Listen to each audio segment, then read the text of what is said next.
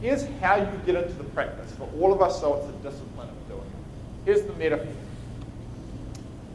What you want to imagine is that all of us are facing all of this pressure, demands in our life. And that's like the water outside. And for many of us, the water is in flood. There are so many demands. There's so much work. There's demands at home, demands in the business, right? And it's like the water's in flood. The house here, that is your mind. Okay, everything inside here is your mind. So in order to cope with demand in life, you've got three options. The first is the little man there, which is you, stand down the bottom here and try to hold all of those demands, all of those anxieties, all of those worries out on the outside. Try and hold the door shut. And this is called avoidance. I'm going to put my head in the sand and I'm not going to address any of the issues in my life, my health, my relationships, my work. I'm just going to shut the door on them. Does avoidance work very long as a strategy? No. What's going to happen to that door? Boom! It bursts open, right? And the little person who was standing here gets blown away by it all. And that's what happens to people who try and avoid. They get overwhelmed. Eventually the door bursts open. Their thoughts, their feelings, their situation blows them away. Right? So you've seen people try that strategy.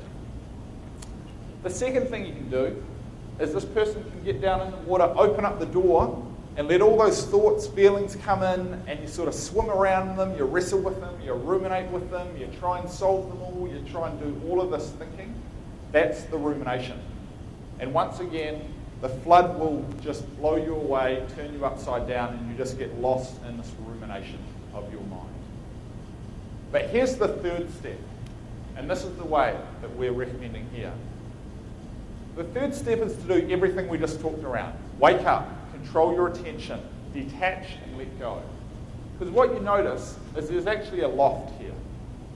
And you can climb up into this loft. And you also notice there's not just a front door, there's a back door.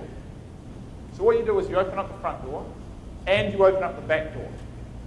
And you let all of the thoughts which come into your mind, all of the emotions which come into your mind, you just let them come in. If there's a rumination that comes in, you let it come in. And you just observe. Observe the thought. Observe the feeling.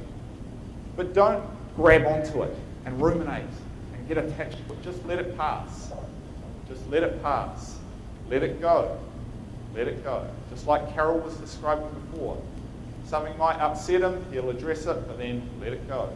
Notice it. Don't avoid it. Notice it in you, but let it go. Just get in the practice. And that's getting some distance from the situation. Don't let the situation overwhelm you. Step back, detach, notice the thoughts, and let it go. All of this is very simple to say, right? That doesn't make it easy to do.